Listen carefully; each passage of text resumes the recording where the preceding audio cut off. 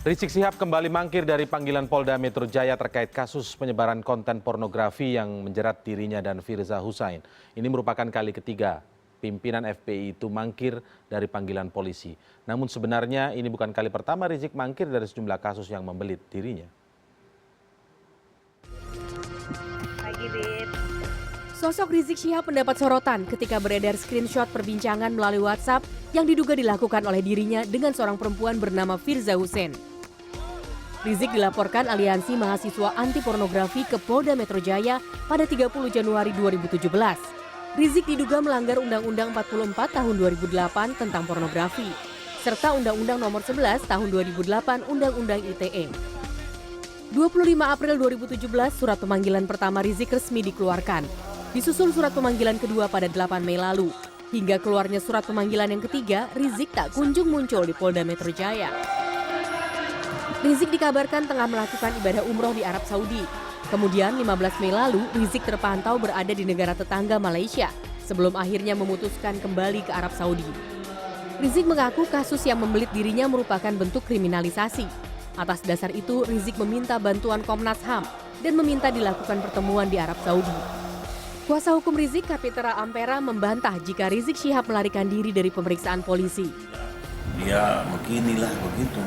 Kalau di hari ini umpamanya, kalau hari ini dia tidak datang ya, pasti ada alasan datang. Karena pengalaman selama ini dia sangat kooperatif, sangat taat pada hukum dan datang gitu ya. Karena Rizik mangkir, Polda Metro Jaya sendiri berencana melakukan penjemputan paksa. Ini bukan pertama kali Rizik mangkir dari panggilan pemeriksaan. Pada kasus dugaan penodaan lambang negara yang dilaporkan Putri Proklamator Sukmawati Soekarno Putri, Rizik juga mangkir pada panggilan pertama dan kedua. Rizik akhirnya hadir di Polda Jawa Barat pada panggilan ketiga. Selain kasus dugaan penyebaran konten pornografi dan penodaan lambang negara sejak akhir 2016 hingga pertengahan 2017, setidaknya Rizik Syihab telah dilaporkan atas 7 perkara pidana. Suci Bancin, CNN Indonesia. Dari beberapa kasus yang membelit Rizik Sihab, kasus chat atau percakapan elektronik mesum mungkin yang paling menyita perhatian publik. 3 kali mangkir dari pemanggilan ketiga, akankah Rizik menjalani proses hukum yang membelitnya tersebut? Kita akan mendiskusikan kasus Rizik Sihab malam hari ini dengan Manager Nasution yang merupakan komisioner dari Subkomisi Mediasi Komnas HAM. Selamat malam. Pak Manager, terima kasih sudah hadir. Kami masih menunggu kehadiran 2 narasumber lain yang tadi sudah mengkonfirmasi untuk hadir di CNN Indonesia Prime News malam ini. Kapitra Ampera yang merupakan pengacara dari Rizik Sihab dan juga Kombes Pol Argo Yuwono yang merupakan Kabid Humas Polda Metro Jaya yang tersambung dari luar studio. Kita masih menunggu kehadiran keduanya. Tapi kita mulai saja dari Pak Manager. Sebelumnya kita akan lihat beberapa pernyataan begitu Pak ya dari konferensi pers yang disampaikan oleh tim kuasa hukum dari Rizik Sihab yang digelar siang tadi. Berikut ini.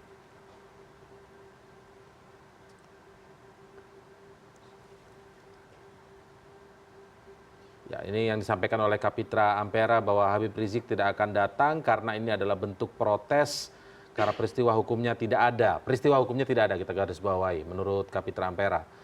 Kalaupun itu tidak ada hubungannya dengan Habib Rizik, orang yang mendistribusikan dan memproduksinya, itulah yang harus diperiksa. Baik. Selain itu Kapitra juga menyatakan sebenarnya hari Sabtu kemarin Habib Rizik sudah bersiap kembali ke Indonesia, tetapi dengan pertimbangan yang beliau rasakan bahwa ada ketidakadilan, bahwa ini bukanlah penegakan hukum, ini pembunuhan karakter, maka beliau memutuskan untuk tidak kembali ke Indonesia. Ini adalah 2 pernyataan yang disampaikan oleh Kapitra Ampera yang merupakan tim advokasi GNPF MUI yang juga menjadi tim kuasa hukum gitu ya dari Rizik Sihab. Mungkin ada tanggapan dari Pak Manager bahwa sebelumnya juga tim pengacara dari Rizik Sihab ini kan sempat meminta Komnas HAM untuk datang ke Rizik begitu ya untuk meminta keterangan bahwa ini adalah ketidakadilan, ini sebuah pelanggaran HAM kalau versi dari Rizik Sihab. Bagaimana Komnas HAM menilai? Mas Indra, jadi tim kuasa hukum termasuk juga alumni Presidium Alumni 212 itu melaporkan ke Komnas HAM memang. Apa yang dilaporkan tepatnya Pak? Ada sekitar 17 nama para ulama, ada habaib, kemudian ada tokoh pergerakan, termasuk juga beberapa aktivis mahasiswa yang oleh teman-teman kepolisian itu dituduhkan dengan makar. Nah, tuduhan makar ini sudah berlangsung. Kita mungkin kenal dulu ada tokoh seperti Rahmawati, ada Sri Bintang dan kawan-kawan, termasuk juga 4 mahasiswa terakhir itu. Nah, karena berdasarkan pengaduan itu, maka kemudian Komnas HAM itu menugaskan kepada subkomisi pemantauan untuk melakukan investigasi. Nah, komisi pemantauan itu membentuk tim yang komisionernya cukup banyak, ada 5 komisioner di situ dan dibantu oleh penyelidik kita. Tugas utamanya sebetulnya melakukan investigasi terhadap apa yang oleh pengacaranya disebut sebagai dugaan makar. Kita sudah Ini yang mereka menyampaikan ini lapor karena kasus makar, bukan kasus yang menimpa Rizik Syihab itu. tidak hanya itu salah satu saja. Nah, karena Habib Rizik Syihab itu juga termasuk di samping beberapa kasus juga, termasuk dugaan makar. Oke. Kita bisa fokus yang soal yang menimpa ini saja. Yang sekarang sedang disorot kepolisian bahwa akan ada surat penjemputan paksa dan lain sebagainya. Iya, saya ingin misalnya tadi ada pengacara yang kemudian diberitakan minta Komnas untuk kemudian melakukan penyelidikan ke luar negeri misalnya. Ya. Nah, sebetulnya dalam pelaksanaan tugas pemantauan di Komnas atau investigasi di Komnas itu sebetulnya bisa dilakukan di kantor atau bisa di luar kantor. Hanya memang secara teknis untuk ke luar negeri Komnas tidak punya kemampuan sekarang ini. Yang dimaksud kemampuan ini apa ini? Secara teknis keuangan dan macam finansial, finansial. Karena Komnas itu sebetulnya dalam SOP-nya hanya boleh dibiayai oleh, kalau melakukan investigasi itu hanya boleh oleh APBN gitu. Tidak boleh di luar itu. Nah, sementara keuangan Komnas sebetulnya tidak memungkinkan untuk melakukan investigasi ke luar negeri. Jadi sudah menolak itu ya, sudah pasti tidak kita bisa sebetulnya tidak. Kalaupun misalnya ada cara lain, Komnas bisa saja menggunakan teknologi, misalnya dengan telekonferensi atau apa persuratan yang itu sempat ditawarkan tidak, Pak? Sekarang kita sudah bersurat, sudah bersurat kepada tim pengacaranya atau kepada Rizik Syihab langsung? Tentu kepada melalui pengacara. Oke. Tidak hanya kepada Habib sebetulnya, sekali lagi ada 17 nama yang sudah kita kirimin surat. Jadi kita Komnas memperlakukan semua sama, tidak menganaktirikan atau mengutamakan atau memprioritaskan 1-2 orang, tidak. Tetapi semua kita beri kesempatan yang sama, termasuk Habib Rizik. Tadi misalnya kami ke Makobrimob, walaupun misalnya tentu Komnas menyayangkan. Kita sudah mengirim surat ke Kapolri dan secara langsung kita sampaikan untuk kemudian masih ada khotot misalnya yang di Makobrimob. Iya.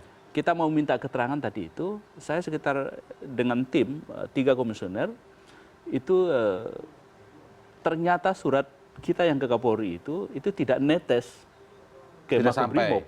Iya, tidak diberitahu. Akhirnya kita kemudian sekali lagi kita menyayangkan internal kepolisian walaupun suratnya sudah ada Kapolri tidak sampai ke Makobrimob. Maksudnya Komnas HAM tidak bisa masuk ke sana? Tidak bisa masuk.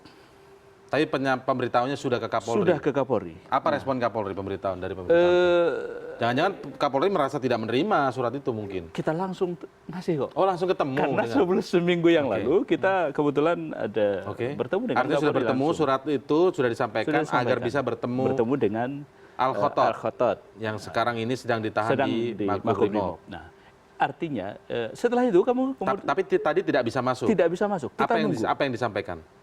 Karena yang melarang Anda masuk tadi pertama teman-teman di Makobrimob mengatakan bahwa belum ada surat resmi dari pimpinannya mereka, tentu Kapolri. Kemudian yang menugaskan juga pendamping penyidik. Jadi penyidik mendampingi kita kira-kira begitu. Iya. Oke, kita kalau itu alasannya kemudian kami putuskan, oke kita jadwal ulang. Setelah itu kami Rahmawati. Jadi ketemu tadi. Jadi semua yang tadi 17 orang itu sebetulnya sudah kita jadwalkan untuk ketemu. Oke. Baik. Sebenarnya kita mau fokus ke soal ini Pak ya, supaya tidak melebar ke beberapa kasus yang lain. Tapi saya ke Pak Kapitra sekarang, yang merupakan pengacara dari Rizik Sihab melalui sambungan telepon. Selamat malam Pak Kapitra. Selamat malam. Ini mungkin sambil menuju ke CNN Pak ya, kita sudah menunggu kehadiran Pak Kapitra. Ini saya berhenti dulu. Ini. Baik, ya Pak Kapitra, jadi mungkin bisa dijelaskan Pak sebenarnya bahwa tidak akan datang sampai paling tidak setelah Ramadan berakhir, Pak Rizik Sihabnya kembali ke tanah air, sementara di sini kepolisian sudah menerbitkan surat penjemputan paksa Pak. Saya pikir surat penjemputan paksa tidak dikenal dengan KUHAP. Yang adalah surat panggilan ketiga. Ya. Lalu diterbitkan surat perintah membawa. Ya. Jadi artinya apa? Biasanya orang dikasih waktu 3 hari untuk diambil berita acara setelah surat panggilan diterima. Karena ini sudah panggilan ketiga, dia langsung hari ini diterbitkan surat panggilan, hari ini juga harus diperiksa, diambil keterangannya. Kalau dia sebagai saksi, ya setelah diberikan keterangan ya bisa pulang. Itu anunya konstruksi hukumnya. Ya. Nah, jadi kalau sudah diterbitkan surat panggilan ketiga lalu surat perintah membawa, itu kan kewenangan kepolisian. Ya. Kepolisian punya kewenangan berdasarkan itu undang-undang, tetapi kan ada alasan-alasan kenapa Habib Rizik nggak datang, sehingga kewenangan itu tidak perlu dilakukan, dipergunakan. Karena pertama orang lagi beribadah, bagaimana orang memenuhi panggilan? Ya, panggilan itu jangan dihitung itu sudah panggilan kedua, karena panggilan pertama orang lagi beribadah terus muncul lagi panggilan kedua, orang masih tetap masih dalam proses peribadatan. Jadi jangan dianggap itu mangkir, ada alasan kelah. Jadi alasan benar, dan oleh undang-undang oleh pasal 113 KUHAP juga memberikan kewajiban kepada penyidik kalau saksi yang dipanggil tidak bisa datang, penyidik yang mendatang pada saksi. Ya. Nah ini kan ada alasan, tapi alasan ini nggak mau diterima, terbit aja gitu. Jadi nampak sekali ya pendekatan kekuasaan di sini, bukan pendekatan hukum. Itu masalahnya. Pak, tapi dalam itu sebenarnya hak dari penyidik sebenarnya kan, atau penyelidik misalnya di kepolisian mengeluarkan surat panggilan pertama, kan kedua, ada undang-undangnya juga ngatur. Kan ada alasan-alasan pembenar. Ya sekarang umpamanya kalau Anda sakit, dirawat di rumah sakit, lalu dipanggil, nggak datang sekali, nggak datang 2 kali, dipanggil paksa, kan nggak mungkin. Karena kondisinya masih sakit kalau sama Anda begitu punya ya. kedua kepentingan yang saling bertentangan pada waktu yang sama, melaksanakan tugas negara sebagainya, kan ada pembenaran. Lalu Anda beribadah, nggak bisa, orang juga ada ditangkap, diperiksa. Jadi itu alasan-alasan yang oleh hukum dibolehkan gitu. Dan itu boleh saja. Dan ini kan yang terus-menerus di blow up, seolah-olah Habib mengangkir, Habib mendarkan diri. Sementara dia jelas alasannya apa. Yang bisa dipanggil seperti umpama Interpol segala macam itu tersangka yang melarikan diri. Tidak diketahui di mana keberadaannya. Kayak Edi Tansil gitu loh. Ya. Iya, itu yang melarikan diri yang jemput paksa begitu ya. Kalau ini dalam proses ibadah begitu ya. Tapi kan tadi adalah surat panggilan itu muncul dia dalam beribadah. Oke. Tapi Pak Kapitra tadi Anda juga dalam konferensi pers atau dalam pernyataan pers tadi Anda menyebut juga Habib Rizik Sihab tidak akan pulang untuk menghindari adanya kegaduhan di dalam negeri. Jadi begini, karena ini kan di blow up nih, kan muncul banyak sekali reaksi-reaksi di tengah umat, ya kan? Nah, terus muncul juga informasi-informasi yang baru-baru ini, ya. Kalau Habib Rizik datang akan dijadikan tersangka dan sebagainya. Ya. Nah, ini kan kita yang pasca persidangan aja kan baru tenang. Nanti kalau dia datang lagi terjadi yang dikhawatirkan dia. Kasarnya begini. Apa yang dikhawatirkan apa? Terjadi apa, Pak? Dikhawatirkan statusnya dinaikkan lalu ditahan. Sementara dia sampai hari ini tidak pernah mengaku itu perbuatannya. Dia tidak tahu menau dengan masalah ini. Lalu dikait-kaitkan dengan masalah ini gitu loh. Bukankah itu diserahkan ke proses hukum saja, Pak, sebenarnya, Pak? Itu kan apakah itu kan bukankah itu kemudian diserahkan proses hukum saja, kan itu ada ranahnya untuk kemudian menyampaikan pembelaan, Ya sederhana menyampaikan dan aja. Anda sebagainya. lihat sendiri orang sudah dihukum oleh pengadilan muncul reaksi kok. Ranah Maksud- bagaimana? Ini kan tipologi masyarakat kita kan seperti ini sekarang. Maksudnya Orang bagaimana yang Pak sudah muncul diputuskan reaksi? pengadilan, muncul reaksi-reaksi begitu masif. Apalagi Habib Rizik. Kalau Habib Rizik ditangkap apa nggak ada reaksi Pak? Enggak Pak, yang dimaksud Ada reaksi dari umat. yang dimaksud Pak Kalau reaksi Kapitra itu umat apa? Muncul seperti ini kan ngadu kita Di mau bulan pengadilan ini siapa maksudnya? Kasus yang mana ini? puasa. Kasus yang mana apa? Enggak, tadi Pak Kapitra kan menyebut ini setelah putusan pengadilan reaksi, maksudnya ini kita bicara Rizik Sihab atau kasus yang sebagai lain? contoh. Iya. Anda bilang serahkan ke mekanisme hukum, ya Iya, kan? iya. Nggak perlu ada reaksi itu. Iya. Contohnya kasus yang sudah diputus pengadilan, kasus orang lain bukan Habib nih, Iya. yang kemarin, Hmm. ya dihukum, muncul reaksi masif seluruh Indonesia, Hmm. ya toh? Iya. Nah, kalau Habib kira-kira ditahan, muncul nggak reaksi yang lebih besar dari itu? Kalau Anda meyakini itu salah, apakah memang harus meniru yang salah, Pak Kapitra? Tuh, bukan saya yang meniru. Untuk apa saya meniru yang salah? Ini kan tipologi masyarakat kita. Hmm. Ngerti nggak? Bahwa ada ketidakpercayaan pada hukum. Kalau gitu akan menjadi presiden Komnas HAM semua udah orang yang mengatakan. terkena kasus akan memakai cara yang sama, kemudian ketika mau ditegakkan Siapa hukumnya, bilang mau pakai cara yang sama? Justru di calling down kan. Justru Habib Rizik berkata, saya ingin nahan diri. Karena ini mau bulan puasa supaya tidak jadi hal-hal seperti itu. Gitu loh. Oke. Yang dibolak-balik. Lihat aja. Komnas HAM aja ketemu Khattab aja nggak bisa. Ya, Bagaimana tadi institusi sampaikan. negara kok? Itu apalah ini praktek praktek penegakan hukum kita. Itu pasti masih banyak kekurangan yang harus kita benahi. Tetapi kita ini ingin kan beberapa bulan ini kan suasananya kan tensinya tinggi terus nih ya di masyarakat kita nih. Ya, Nah sekarang kita ademkan dulu gitu loh. baik. Baru Ini setelah tenang diberikan penjelasan ke masyarakat itu lebih gampang. baik. Oke, Pak Kapitra, kami nantikan Pak Kapitra ya hadir di sini, tapi tahan dulu Pak teleponnya, nanti kita akan segera kembali ke Pak Kapitra. CNN Indonesia Prime News akan masih segera kembali dengan ulasan ini. Tetaplah bersama kami.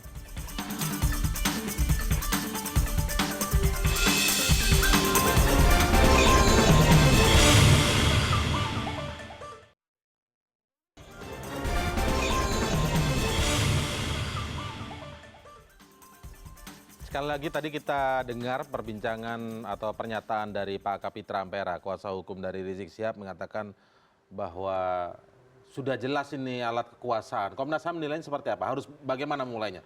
Pasif saja atau kemudian memang harus meminta keterangan langsung dari Rizik Sihab atau bagaimana ini Pak? Metode mencari informasi, fakta dan informasi ke pihak termasuk ke Habib Rizik, sebetulnya metodenya bisa bertemu langsung. Apakah beliau datang ke Komnas HAM atau kemudian Komnas juga memeriksa di satu tempat. Ya. Atau bisa juga sebetulnya melalui surat. Bisa juga melalui elektronik, misalnya telekonferensi dan macam-macam. Nah, yang sekarang ditempuh oleh Komnas adalah kita bersurat. Sekaligus juga tadi kita coba sepakati dengan tim untuk kemudian mencari waktu juga untuk melakukan, kalau belum sampai ke tanah air, untuk kemudian melakukan telekonferensi. Nah, pernyataan itu sebetulnya bisa kita dokumentasikan menjadi sebuah alat bukti. Tapi sebenarnya kita kalau berkaca dari kasus-kasus lain misalnya, mungkin juga Komnas HAM sempat diajak untuk terlibat untuk menanganinya. Misalnya ada seorang yang merasa dalam tanda kutip dizolimi secara hukum misalnya. Kalau saya datang nanti pasti saya ditahan, pasti saya akan direkayasa bersalah, kriminalisasi dan lain sebagainya begitu. Tapi apakah itu sebenarnya lebih baik ikuti dulu prosedurnya sambil mungkin misalnya Komnas melihat apakah ini ada kriminalisasi pelanggaran HAM atau tidak begitu. Ikuti saja proses hukumnya dulu ataukah memang nggak bisa untuk orang itu harus menjauh dulu dari penegak hukum Sebetulnya misalnya? yang ideal kalau ideal dalam seperti apa? sebuah negara hukum, idealnya memang harus mengikuti proses. Komnas tentu akan melakukan kewenangan kita, misalnya untuk menyatakan bahwa ini orang dalam pemantauan Komnas.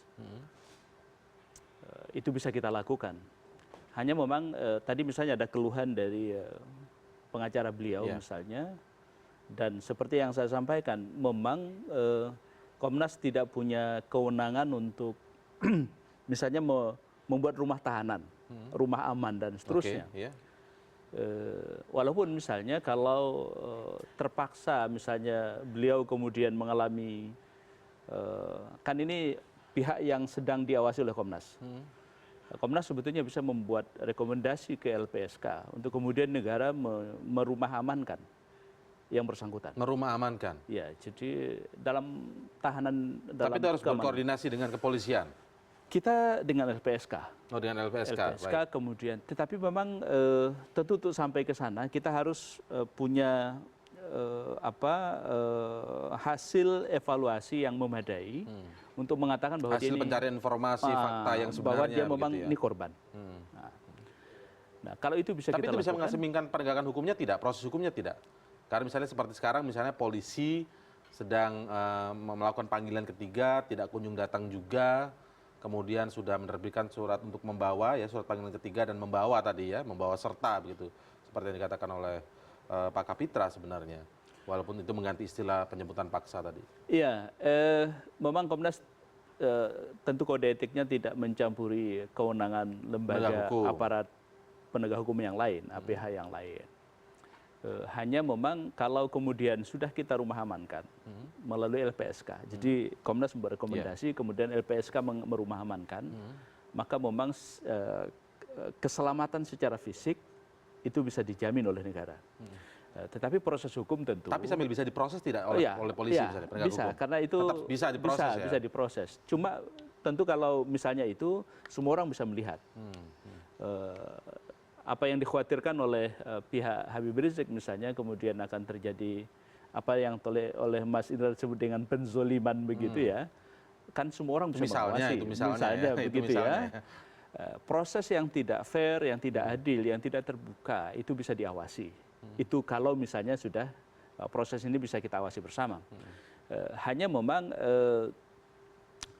sistem kita memang belum ditaati oleh semua. Contoh misalnya, betul tadi Komnas mengalami itu lembaga negara, lembaga negara yang punya kewenangan. Sebetulnya kita kan Komnas itu pengawas eksternal kepolisian. Jadi Komnas itu sebagai lembaga negara yang independen itu sebetulnya punya kewenangan untuk melakukan pengawasan eksternal terhadap kepolisian. Kita sudah bersurat ke Kapolri. Dan diserahkan langsung? Langsung kita serahkan. Diterima Pak Tito langsung? Diterima langsung oleh Kapolri dan tentu begini. Itu Pak Maneger lihat sendiri tuh ya? Tim kita ada 2 orang yang ikut. 2 orang yang bertemu waktu itu dan diserahkan langsung.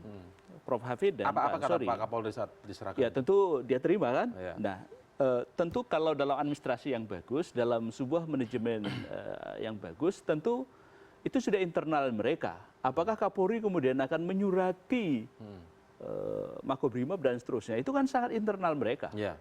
Kita datang, itu kemudian Makobrimobnya mengatakan, Pak belum ada surat. Dari siapa? Dari atasan kami. Loh ini surat kita ke Kapolri. Loh dari Kapolrinya belum datang. Bapak belum ada pendamping. Nah coba, ini yang kemudian memang membuat Apa artinya itu masyarakat menurut Komnas HAM? tidak taat asas. Tidak taat asas. Kemudian Komnas tentu sedang mempelajari apakah kemudian ini upaya menghalangi Komnas. Ini sedang kita pelajari. Oke. Apakah misalnya administrasi itu Komnas harus melengkapi apa lagi gitu ya. Kalau kemudian ini terbukti, kita patut diduga misalnya menghalangi pekerjaan Komnas untuk melakukan penyelidikan, maka tentu kewenangan Komnas kemudian menyatakan penyesalan yang mendalam ya ke kepolisian, kenapa kemudian ini terjadi. Saat itu yang mau ditemuin siapa selain Al-Khotot, apa Al-Khotot saja? Sebetulnya ada juga mahasiswa satu lagi, Zainuddin, yang juga masih di sana. Oke. Jadi sebetulnya minimal 2 target itu yang Baik. kita. Tapi ini contoh untuk mengungkap yang penyelidikan atau penegakan hukum, proses hukum dalam kasus dugaan makar ya. Ya. Oke, tapi dalam kasus Rizik Syihab yang disebutkan terkait dengan perbincangan elektronik yang dinilai mesum begitu ya.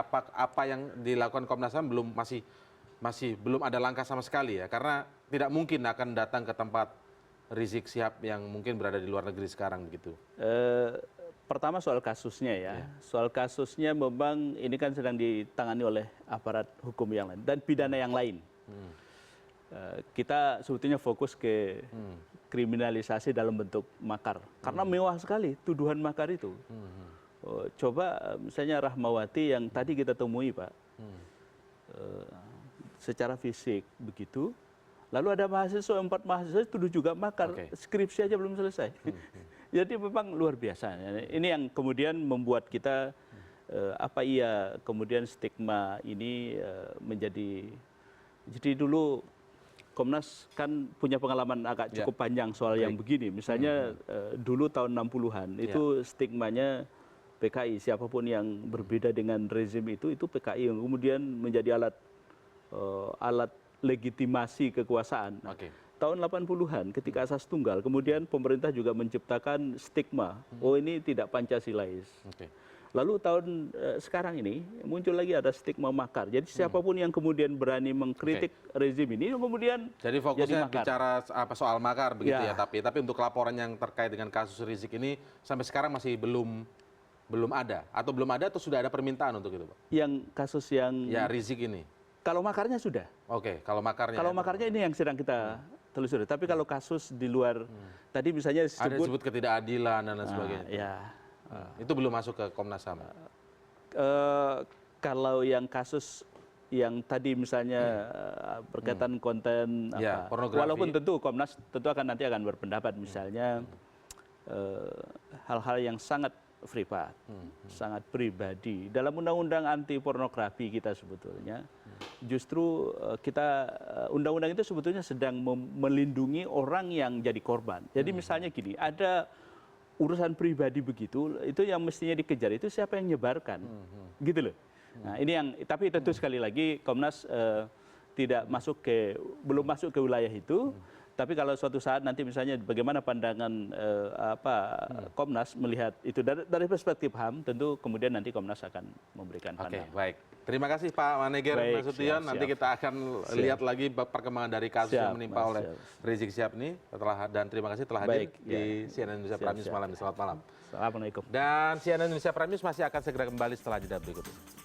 Waalaikumsalam.